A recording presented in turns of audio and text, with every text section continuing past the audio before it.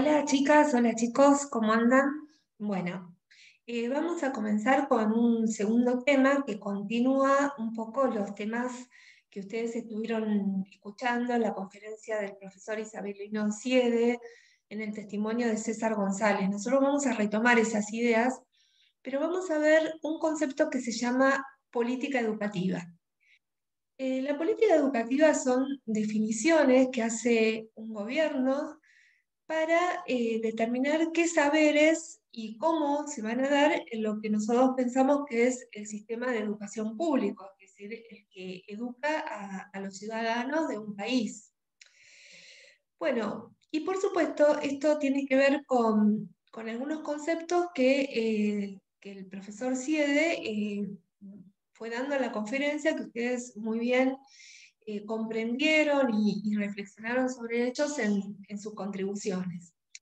Dos conceptos centrales son los conceptos de política y de ética, que por supuesto son conceptos muy amplios y que nosotros lo tenemos que acotar un poquito para poder entender esta noción de política educativa.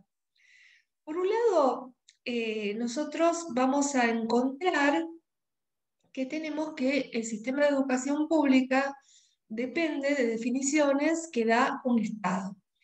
Y el Estado, como una institución que organiza la vida de una comunidad social, es una institución histórica, es decir, los estados nacionales como la República Argentina o varios estados o varios países a los que denominamos estados, en realidad surgieron casi todos en el siglo XIX y fueron surgiendo incluso en el siglo XX, algunos de África, etc.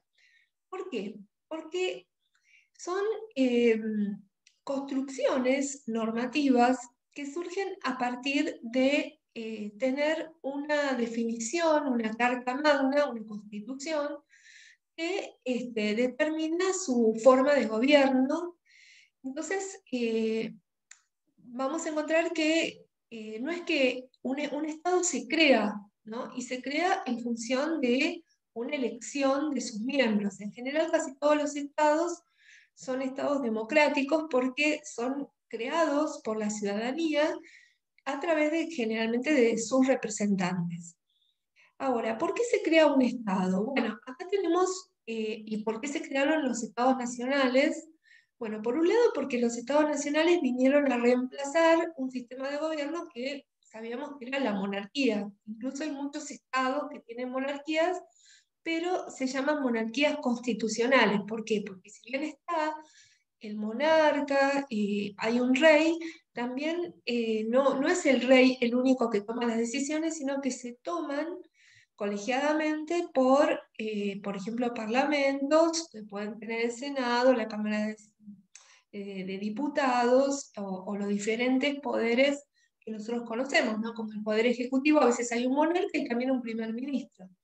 Pero bueno, no es nuestra intención eh, trabajar sobre esas nociones muy específicamente, sino ver la cuestión de qué significado adquiere en estos estados nacionales la idea de política, es decir, el concepto de política. El concepto de política viene de la palabra polis, que, como ustedes saben, es una palabra griega que significa ciudad. ¿Por qué ciudad? Porque es el lugar, es la reunión de los ciudadanos. En Grecia, los ciudadanos se les llamaba polites, entonces la polis era la comunidad de ciudadanos. Pero los ciudadanos son justamente aquellos que pueden intervenir en la deliberación de las leyes y en la ejecución de esas mismas leyes. Por eso los ciudadanos, el ser ciudadano implica tener un poder para poder justamente influenciar en la gestión de las leyes y en el hecho de hacerlas cumplir, ¿no? Bueno, por supuesto que no en todas las sociedades, en todos los estados, todas las personas son ciudadanas. Históricamente, por ejemplo, personas extranjeras no eran ciudadanas, o personas, por ejemplo, en Grecia, las personas esclavas no eran ciudadanas, las mujeres no eran ciudadanas, los niños no eran ciudadanos tampoco los obreros. Entonces, generalmente eran ciudadanos nacidos en esa ciudad, sobre todo, por ejemplo, en Atenas, que tenían una propiedad y que eran varones, ¿no? Por supuesto, entonces, que esta cuestión de poder intervenir en las normas y todo es un poder que se llamó el poder político, porque era el poder del ciudadano. Por eso la palabra política se refiere tanto al poder como a la ciudadanía. Y podríamos ahora juntar las dos palabras y decir que es el poder que tiene la ciudadanía de gobernarse a sí misma, ¿no? Y eso nos entronca con la idea de democracia y la idea de una constitución, porque esas normas, que son la Carta Magna, fueron hechas por los constituyentes este, que justamente son los que decidieron en representación de la ciudadanía. Bueno, eso es una historia un poco larga porque nosotros sabemos que nosotros, como República Argentina, formábamos parte en realidad de lo que era el Virreinato del Río de la Plata, el Virreinato del Alto Perú. Y por supuesto que antes de los virreinatos también había otras comunidades de pueblos originarios como los tehuelches, los mapuches, los querandíes, y una gran cantidad, los mega guaraníes, una gran cantidad de pueblos que habitaban antes, que también tenían sus propios caciques, su propia organización. Pero cuando se genera en 1810 el proceso por el cual nos independizamos de la administración de España y nos vamos a constituir como país, sobre todo en la Asamblea del año 13, y después, cuando se declara la independencia en 1816, entonces, bueno, ahí nos constituimos formalmente como un Estado, ¿sí? Pero por supuesto que esto tuvo todo un proceso histórico. Nosotros recién llegamos a tener un sistema educativo nacional con una ley que se denominó la 1420, que fue promulgada en 1884, que tuvo mucha discusión, que fue sobre todo la educación primaria, obligatoria, universal y gratuita. Aunque por supuesto no era que todos pudieran estudiar, ¿no? Porque si alguien era, por ejemplo, una persona negra, a pesar de que se había abolido la esclavitud, no podía estudiar, o no podían estudiar los mulatos o los indios, que le llamaban indios a los aborígenes, tampoco, ¿no? Pero bueno, en realidad se amplía para toda la ciudadanía el sistema de educación obligatoria. Ahora ya consideramos que es ciudadano una persona que vive en el país o una persona que ha nacido en el país. Incluso la persona que quiere ser ciudadano puede estar, ¿no? Entonces, la política tiene que ver entonces con ese poder de los ciudadanos para poder organizarse en una vida común. ¿Y por qué se organizan?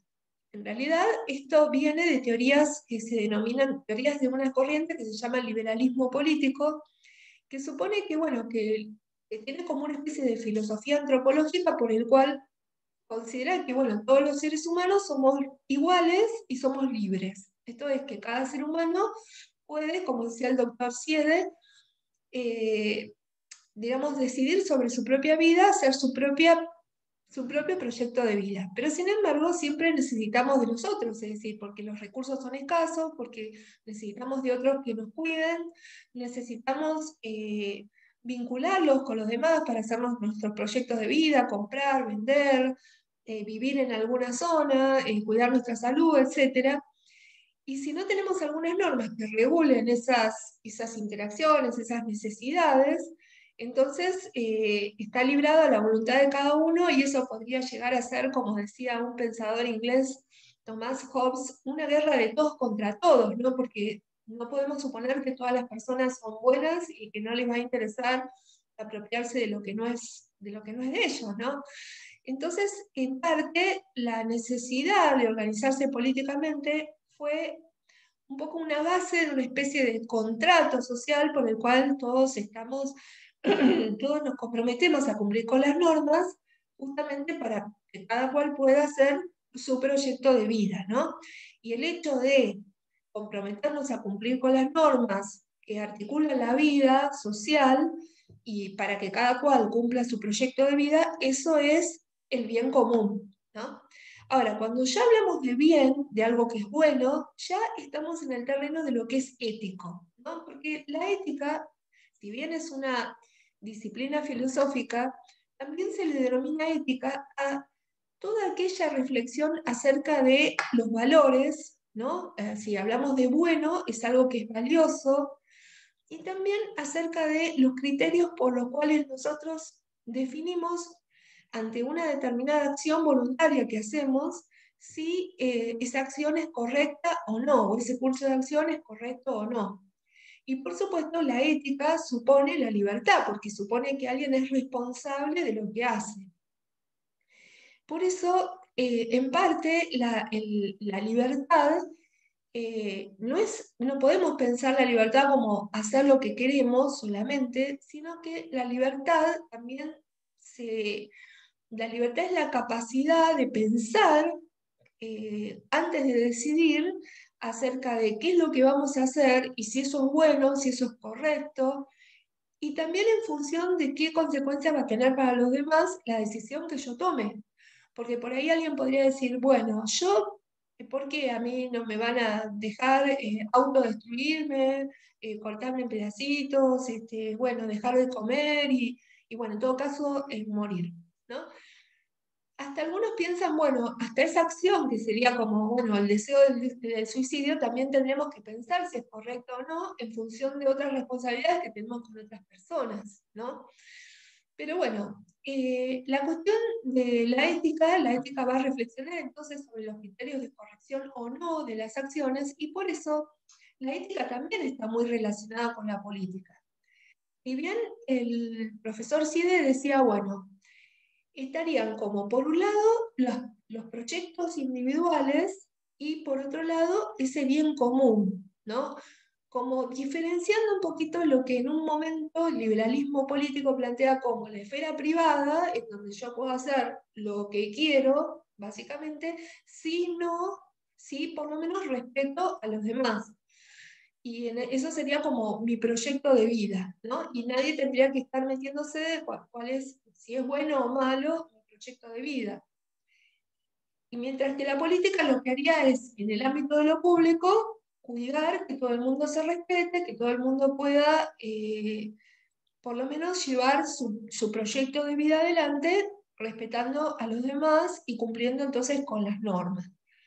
Bien, esto podríamos decir una diferenciación entre lo político y lo ético que en realidad no está tan diferenciado, sino que realmente si hablamos de la política, del poder de los ciudadanos, de decidir acerca de las vidas de la comunidad, no puede estar ajeno eso a considerar cuál será una buena vida, cuál será lo mejor para toda la ciudadanía. Por ejemplo, ahora que es 3 de junio que estoy grabando esto, es un día que se conmemora, es la memoria de Ni Una Menos, ¿no? ¿Pero por qué? Porque la propia comunidad advierte que hay prácticas sociales que tienen que ver con lo cultural, que las vamos a ver, que las van a ver en muchas materias, que ha llevado a algunas personas a pensar que parte de los seres humanos, y casi la mitad de la humanidad, que somos las mujeres, pueden ser menos que ellos, a los que se les podría dominar, y en todo caso, si no se dejan dominar, se las puede violentar de distintas maneras hasta llegar al máximo que sería matar a una persona. Eso se naturalizó hasta tal punto que las propias mujeres pensaban que estaba bien que eso pasara. Bueno, si yo soy medio tonta, si yo no cociné bien, si yo no hice caso, si yo, bueno, puedo recibir un castigo. Porque, ¿qué pasa? En el marco de una cultura, eh, esas desigualdades se transforman en algo natural, que todo el mundo justifica, que todo el mundo aprueba y hasta le parece que está bien, que si no estaba bien que una persona, que una mujer, por ejemplo, saliera a la calle y de golpe mirara a los ojos a un varón o le mirara al cuerpo. En cambio estaba bien que un varón mirara descaradamente a una mujer o incluso su cuerpo y la mujer no podía decir nada, ¿no? Entonces, esta cuestión de lo bueno, lo malo, cuáles son los valores, también impregnan la cultura, pero a veces impregnan la cultura, las costumbres, pero a veces justamente pensando ¿no? En nuestra capacidad para cambiar las cosas, es decir, en nuestra libertad y en nuestro poder como ciudadanos para hacer una sociedad mejor, eso nos da herramientas para poder ver qué malestares hay en nuestra cultura, qué cuestiones hay, cosas que no están bien. Entre ellas, bueno, justamente esta desigualdad milenaria que se ha dado en la cultura y que ahora estamos revisando. Pero revisar eso implica también cambiar ciertas leyes, implica cambiar ciertas condenas, implica dar nombres, como decir femicidio. Lamentablemente ya estamos todo el día, todos los días escuchando esto, y solo escuchamos cuando alguien muere, pero no todo lo que pasa, y seguramente ustedes en la casa lo han vivido, y la verdad que todos lo hemos vivido y lo seguimos viviendo, lamentablemente, porque es un proceso cultural al que vamos a ir cambiando de a poco porque es un proceso también educativo de la sociedad, ¿no? Entonces, ¿cómo va esto de la política educativa? Cuando se promulga la ley de 1884, la ley 1420, había un gran mentor de esa ley que fue, con todas sus cosas malas también, pero su genialidad, Domingo Faustino Sarmiento. Y Sarmiento se daba cuenta que era necesario un sistema educativo que unificara una identidad de los ciudadanos. Argentina no existía, es decir, la gente se sentía o española, o se sentía sanjuanina, o parte de un territorio, o de Buenos Aires, pero no sabían lo que era la Argentina. Había identidades provinciales mucho más antiguas que la Argentina, ¿no? Entonces, ¿cómo formar esa identidad argentina? ¿Cómo formar esa idea de ciudadanía? ¿Cómo formar gente que viera en la educación una posibilidad de futuro? ¿Qué saberes eran necesarios?